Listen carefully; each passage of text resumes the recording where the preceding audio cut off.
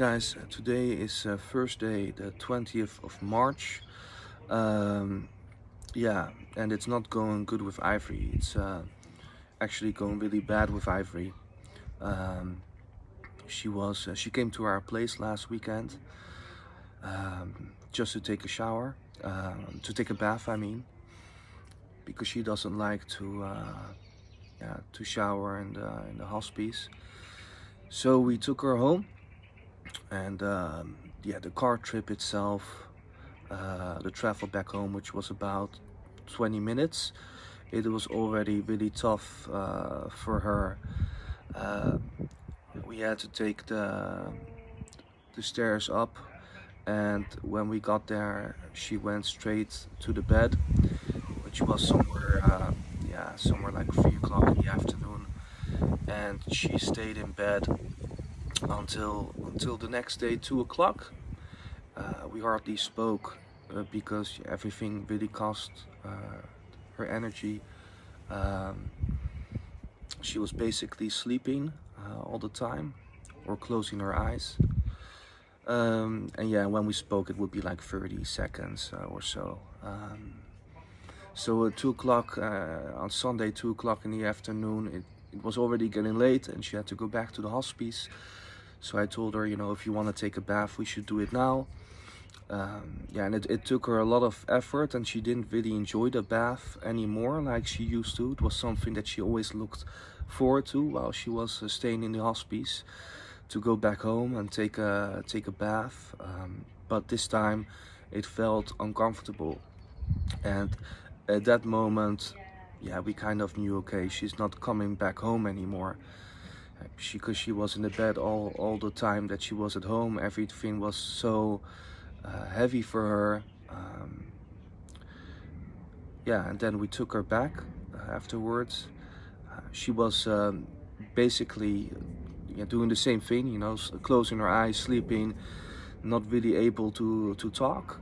She did call me that night at 10:30, and she then had a really clear voice, you know. The past day it was really like I noticed that it costed her a lot of energy to talk, and when she called me that night, it was a really clear voice. So I took the phone upstairs so she could also talk to Zuri, our daughter, because Zuri was quite upset because when we left her at the hospice, Ivory said, I don't think I have you know, a lot of time left to live. And Zuri turned her back and started crying. So yeah, she was really upset. So when I took the phone up and I told Zuri, hey, Mama's here and she's awake, you know. I said, babe, Zuri's here.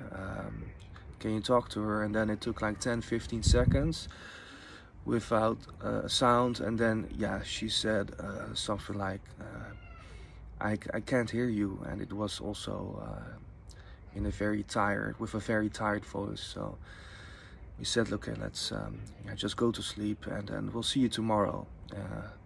Monday and Tuesday, she was pretty okay, in terms of we could have longer conversations, like 5 minutes, and then she would, you know, take a break, and then sometime later she would talk again. So she was, I know that's not a lot, but in comparison to the days before, it was way better. And then Wednesday she called me at 10:30 in the morning. She was again sounding great. I had to do something after our phone call, and she wished me, you know, luck. Yeah, she was really positive. And then 2 hours later, at 12:30, the hospice called me and said, it's going really bad with Ivory now. You have to get down here. And I said, well, I have to get the kids from school first, because my plan was to visit Ivory after the kids were done with school. And they said, well, yeah, get down there as soon as possible, and it could happen that she won't be that she passed away in the meantime. So that was a very stressing car trip. to Ivory. We arrived, and of course we were all very emotional. Told us that she was still alive, so we went to visit her. She was moaning, had a lot of pain, wasn't able to talk. Her pupils were big. She was breathing heavily, so it was really an awful sight. She kept doing that for like 1.5 hours, so 2 hours, and then she fell asleep. We weren't able to speak until later that night, like 11 o'clock in the night or so. She was able to say a few words, but nothing much. And then she went back to sleep again. Then this morning we slept over with the whole family. And then this morning she was feeling a lot better again. She was talking, and she ate again because she didn't eat yesterday, obviously, and she didn't drink either. So that was that's what she was able to do this morning. And in terms of eating, it's really almost nothing, you know. But it's better than. It's at least something. And yeah, so we were able to talk for a few minutes, actually for quite a long time, for 30 minutes or so. Yeah, and on and off. Of course, she's closing her eyes in the meantime, and she doesn't like to have a lot of visitors around anymore because of all the signals she's getting. You know, we have a 6-year-old son who makes a lot of noise. Of course she wants to see him, but he can't be in the room for too long because yeah, it even though she doesn't have to talk to him or even look at him, although she wants to look at him, of course, but it costs a lot of energy. And so yeah, that's how things have been in the past few days. She's losing a lot of energy. I haven't seen her walk for days. When she was at our place, of course she walked, but I had to put my arms under her armpit like this, and basically carry her. Yeah, and everything is heavy for her now. She even holding something is heavy. Talking is heavy. Yeah, everything is tough for her now. So that's kind of how the situation is now. She asked me this morning if I could take a video, make a video, give you guys an update. She's now sleeping, so I didn't want to sit next to her and disturb her. Maybe I'll do that later on, and maybe if she still has some energy to say something, she'll say something. But I think it's for the best if she just saves her energy for for us. Yeah, so yeah, things can go really fast, you know. Last video she was talking straight for 20 minutes. She did want to make that video like days before, so it took her days to finally choose the right moment to make the video. So it's not like the way you see her in that video is how she felt all those days before. That was just a good moment. Yeah. We'll just have to see how things go.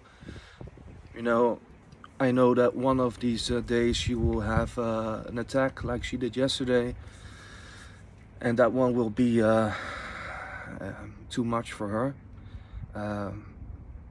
I'm happy that we could talk again, at least today. She didn't remember anything of what happened yesterday. Yeah.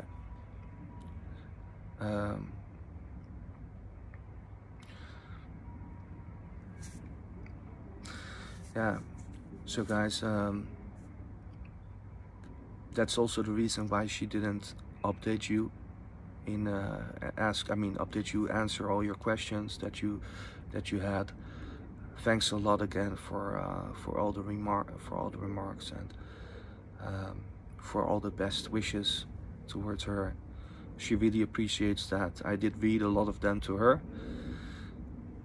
Yeah, but yeah, for now it's just not possible for her to answer the messages. When she even when she's using WhatsApp, she's sending voice chats now, because that's easier than sending WhatsApp messages. So yeah, I don't expect her to be answering questions anymore. She's still, you know, if she starts feeling better, I hope that we can still do the live video. But yeah, if I look at how things are going now, things don't get better, things stay the same or get worse. Yeah, so I will keep you guys you know, updated on how things are going. If Ivory's up for it to make a video, we will definitely post something, but then she really needs to have enough energy for both YouTube and our family. Yeah, so talk to you later. Bye.